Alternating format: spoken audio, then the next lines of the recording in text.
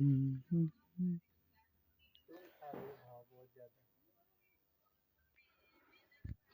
जय हिंद आप सभी को, जय श्री राधे राधे। तो हम लोग आज इंडियन ज्योग्राफी का जो कि क्लास हम लोग का चल रहा है, क्या चल रहा है इंडियन ज्योग्राफी का। और आज हम लोग का जो कि 18वां क्लास है। कौन है? 18वां क्लास है। और हम लोग भारतीय मिट्टी पर पढ़े थे, क्या थे? इंडियन सॉइल के बारे में आपको पढ़ाए थे इससे पहले। और आपको बताया था कि मिट्टी का अध्ययन क्या कहता है, पेट्रोलॉजी यानी मृदा विज्ञान कहलाता है।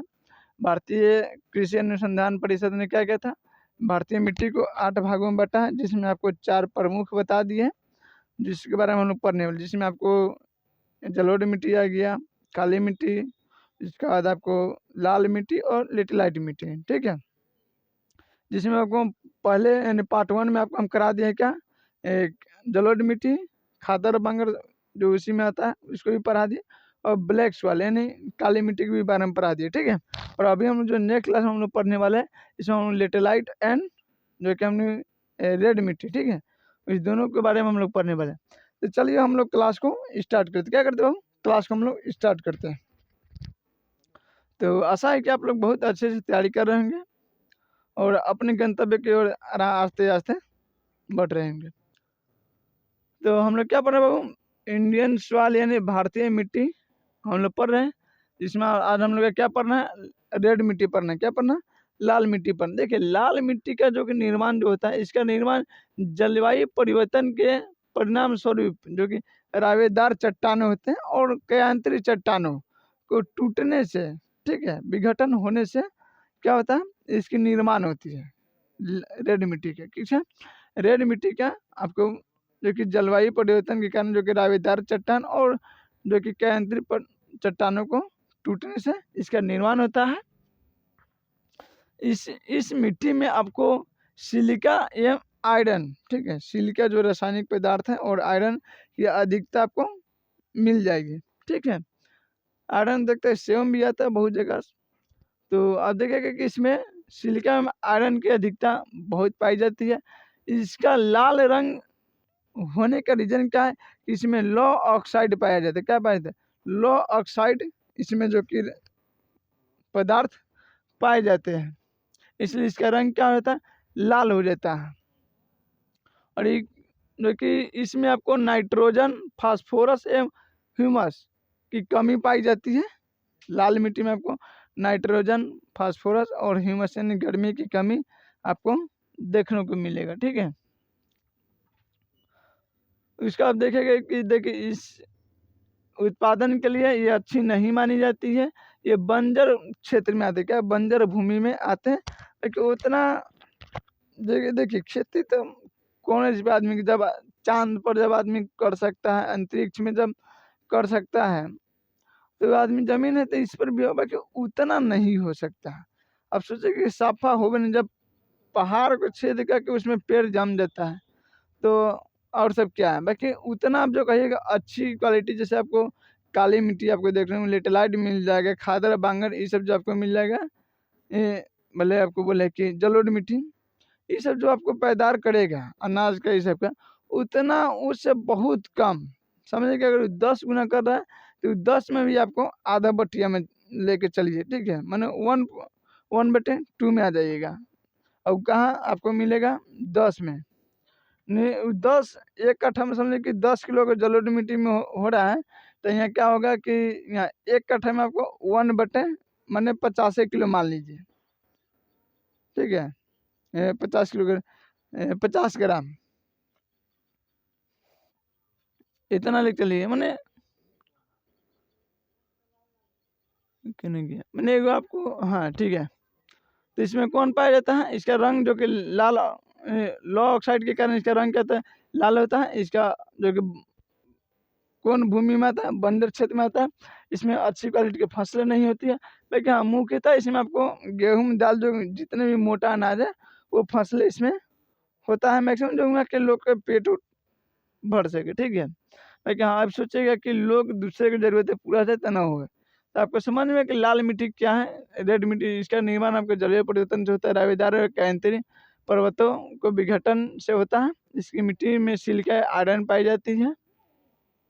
इसका जो कि लाल रंग जो कि लो ऑक्साइड के कारण होता है, और इसमें जो कि प्रमुख जो गैस आती नहीं पाई जाती तथा नाइट्रोजन, फास्फोरस एवं ह्यूमस की कमी पाई जाती है। इस उत्पादन के लिए अच्छी नहीं मानी जाती और ये बंजर भूमि में आता है। और इसमें जो अगर थोड़ा बहुत फसल किया जा सकता है तो आपको गेहूं में दाल का, ठीक है।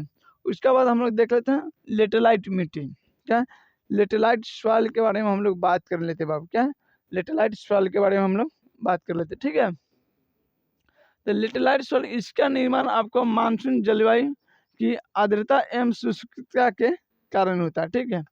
जो आपको लेटेलाइट मिट्टी आपको मिलेगा, इसका निर्माण जो आपको मानसून जलवायु एवं आर्द्रता और शुष्कता के कारण कृमि परिवर्तन से होता है। इसमें भी आपको सिलिका एवं आयरन पाए जाते हैं। यहाँ 2 प्रकार की इसमें आपको लेटेलाइट मिट्टी देखने को मिलेगी। ऐसे तो आपको 2-3 आप कह लीजिए कि भूमिगत भी एगो आता है। तो भूमिगत इसी में हम आपको बता दें दूसरा वाला में, ठीक। तो इसमें आपको 2 प्रकार के लेटेलाइट मिट्टी पाई जाएगी। एक आपको गहरा लेटेलाइट मिट्टी और एक सफ़ेद लेटेलाइट मिट्टी, ठीक है। आपको यहाँ गहरा लेटेलाइट मिट्टी दिखाई देगा और यहाँ आपको सफ़ेद लेटेलाइट मिट्टी आपको दिखाई देगा, ठीक है। अब हम लोग एक एक करके क्या करते हैं, पढ़ लेते हैं। एक एक करके हम लोग पढ़ लेते हैं कि गहरा लेटेलाइट मिट्टी क्या है, उसमें क्या गुणित तत्व है और जो कि सफ़ेद में क्या गुण तत्व, ठीक है। तो देखिए गहरी लेटेलाइट मिट्टी में आपको जो कि लो ऑक्साइड एवं पोटास की अधिकता पाई जाएगी। क्या मिलेगा, लो ऑक्साइड एवं पोटास की अधिकता पाई जाएगी। किस में, आपको गहरी लेटेलाइट मिट्टी में, ठीक है। इसकी उत्पादन क्षमता कम होती है। गहरी लेटेलाइट मिट्टी में आपको उत्पादन की क्षमता क्या होती है, कम होता है। लेकिन इसके निचले भाग में जो कुछ खेती की जा सकती है। आप इन्हें आपको जैसे बता दें पहले कि ये जरूरी नहीं कि साफ आदमी कह देगा कि इसमें उत्पादन हो भी नहीं करेगा, इसका मतलब कुछ इसमें जमे नहीं, ऐसा बात नहीं है। होगा बाकी उतना मात्रा में नहीं होगा, ठीक है। तो इसके निचले भाग में जो कि गहरी लेटेलाइट मिट्टी के निचला वाला जो क्षेत्र है उसमें खेती की जा सकती है, लेकिन उतने जो कि पैदार नहीं हो सकते। फिर आप दूसरा का देखिएगा, ये आपको मिलेगा सफ़ेद लेटेलाइट मिट्टी। क्यों ना, सफ़ेद लेटेलाइट मिट्टी में आपको उत्पादन क्षमता सबसे कम होती है, इतना और ओकरा से गिरल है। और देखिए इसको सफ़ेद लेटेलाइट मिट्टी क्यों कहते हैं, तो इसका सफ़ेद लाइट इसको जो कि केवलिन के कारण, क्या है, सफ़ेद होने का रीज़न क्या है कि इसमें एक रासायनिक पदार्थ तत्व पाए जाते हैं जिसका नाम है केवलिन, ठीक है। केवलिन के कारण इसका रंग क्या होता है, सफ़ेद हो जाता है। और भूमिगत जो कि जलवायु लेटेलाइट के काफ़ी उपजाऊ होते हैं। जो कि भूमिगत जो लेटेलाइट मिलेंगे आपको मिट्टी, जो कि बहुत काफ़ी उपजाऊ होते हैं। इसलिए होते हैं क्योंकि इसमें वर्षा काल जो मानसून ऋतु आते हैं, मानसून जब आप जानते हैं कि उधर से आपको जब अल नीनो आता है, अल नीनो क्या मानसून की तैयारी करता है। तो हम लोग नेक्स्ट क्लास में अल नीनो पे बात करेंगे। तो इतना अब शॉर्टकट में समझिए कि जब वर्षा का समय आता है आपको, ठीक है, वही आपको समथिंग सितंबर, अगस्त सितंबर के आसपास। तो यहाँ क्या था, जो आपको लो ऑक्साइड जो आपको क्या है, जो आपको रासायनिक पदार्थ है जल के साथ मिलकर यानी घुलकर नीचे ज़मीन के अत्यधिक गहराई में चल जाती है। और इसके लो ऑक्साइड को जाने से बीज को अंकुरने इस सब को में क्या होता है, फायदा हो जाता है। तो इसलिए इसमें क्या है, खेती की जा सकती है। जो कि भूमिगत लेटेलाइट जो आपको मिलेगी मिट्टी, उसमें क्या है कि खेती की जा सकती है। बस कब, जब बरसात के मौसम आए और उसमें जो कि लो ऑक्साइड जो तत्व पाए जा रहे हैं, जब जल के साथ घुलनशील होकर जब भूमिगत हो जाएगा, जल के अंदर चल जाएगा में ज़मीन के अंदर पूरा, तब उसमें आप क्या करते हैं, खेती कर सकते हैं। बस में आ गया कि नहीं आ गया। तो और इसमें देखिए, और इसमें सर्वाधिक जो कि खेतियाँ होती हैं वो आपको देखने को मिलेगा। चाय हो गया, इलायची आपको मिलेगा और काजू, ठीक है, आदि इसमें फसलें आपको देखने को मिलेगी। तो आपको भी हम पूरा आपको जो प्रमुख जो कि सॉइल थे उसके बारे में आपको बता दिए। 2 क्लास में आपको हम चैप्टर को कंप्लीट कर दिए, ठीक है।